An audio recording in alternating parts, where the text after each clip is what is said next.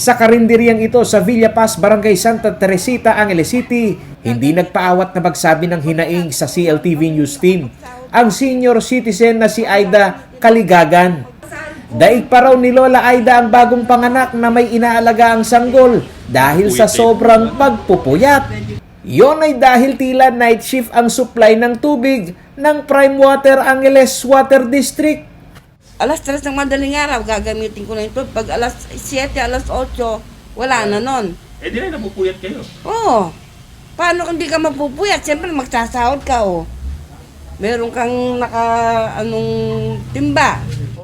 Naging makulit na rin umano si Lola Aida sa pamunuan ng Angeles Water District sa kakasumbat sa palpak na serbisyo. Ngunit tila pinaglalaruan lamang umano sila sa palaging pangako na laging napapako.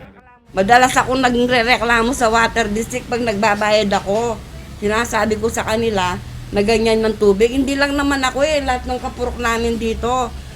O ngayon sinasabi nila, gumagawa naman daw sila ng paraan para yung tubig nga hindi mawalan. O siyempre, yun ang lang ang inaasahan namin. Tubig lang talaga ang problema namin. Kaya kung gusto namin maglinis, hindi kami makapaglinis mabuti. Ang reklamo ni Lola Aida, sinigundahan ni Mang Lino Sarmiento. Ayon kay Mang Lino, tila nagtapon lamang siya ng pera sa pagbili ng shower online dahil ang puwersa ng tubig na bumubuga sana sa biniling shower spray hindi na kayang umakyat sa tubo. Kasakit po ako, isang kamay ko na lang pong ginagamit ko para po makapaligo. Ngayon, naisipan kong bumili ng shower sa Lazada para magamit ko. Ngayon, buhat po nang nabili ko yon, mahigit kulang sa isang taon na, mahina po yung pasok ng tubig. Panawagan ni Mang Lino, huwag na raw sanang paabutin ng siyam-siyam ang kanilang kahilingan na ayusin ang serbisyo ng Prime Water ACWD. Bukod sa puyat at abala sa pag-ipon ng tubig, hindi naman daw bumababa ang kanilang ibinabayad at kagaya lamang ito noon ng mga panahon na malakas pa ang supply nito. Panawagan namin po sa Water District na sana aksyonan naman yung tubig namin, yung daloy ng tubig o yung pressure. Kasi hindi namin nagagamit yung shower. Pero yung penalty tuwing buwan, tuloy pa rin. Dumulog na sa City Council ang kinatawan ng 33 barangay na siniserbisyuhan ng Prime Water ACWD upang resolbahin ang kanilang problema.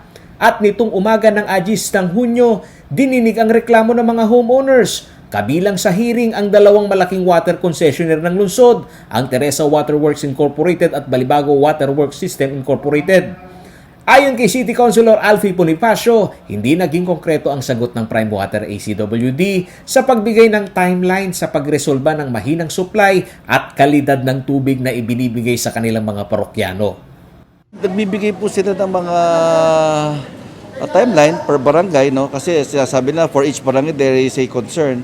Kaya po namin, kailangan malaman kung ano yung mga projects and improvements that they're doing with regards to their Nababahala na umano ang konseho kung bakit bago pa pumasok sa joint venture agreement noong nakalipas na taon ng Prime Water, sa nooy administrador ng Water District ay hindi na iplansya ang turnover.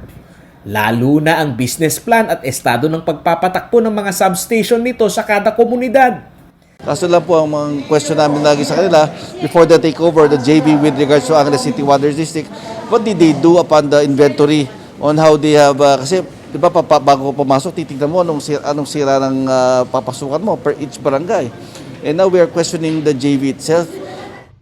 Sinabi ni Bonifacio na necessity ang tubig at hindi kailangang maghintay sa kawalan ng mga Angelenyo, kaya ang kanilang hakbang ay ang papasukin ang Balibago Waterworks System Incorporated. Kasi ang daming continuous na reklamo sa kanila, lalo na po yung source water nila is underground. That is why the City Council has approved a 10 barangay approval franchise for Balibago Water, which is they will get a surface water coming from Arayat, galing po nila sa Pampanga River para po mas mapadali at mapasaayos ang mga tubig sa Angeles City, which they cover barangay Kutud, Pulong Kukud, sa Palibutan, Tabon, Pandan, Kapaya, Mining, in other barangays sa Anunas and Margot, para po maasaayos yung tubig na sinusupply nila dito sa Angeles City. Hindi naman daw ito lalabag sa naunang joint venture agreement na pinasok ng ACWD at Prime Water. No, we are just giving options to other for free enterprise. Ang pangit naman po, if you are manipulating kaya po kayo nagkakaproblema. Sinubukan naming kuhanan ng panig ng representante ng Prime Water ACWD na dumalo sa hearing sa konseho. Ngunit mailap ang mga ito sa media at ayaw magbigay ng pahayag. For the record lang ayaw nyo magbigay muna ng panig. Siguro po sa hearing na lang po natin. Paano nyo po magiging tanong? Sige po. Kunin ko lang po yung pangalan ninyo para at least may i-quote naman po ako kung na ayaw, hindi nyo muna sasabihin.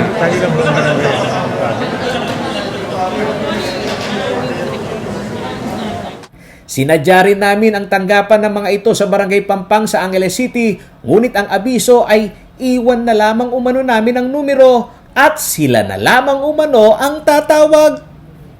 Ayon sa City Council ng Angeles, bukod sa 3 malaking water concessionaire, mayroong higit 15 community water district ang komunidad sa lungsod. Nasusubok umano ngayon ang bagong management ng Prime Water ACWD kung papaano ito tatalima sa pangangailangan na hindi po pwedeng magbigay ng sagot na walang kasiguraduhan. Paulo G. Santos, CLTV News.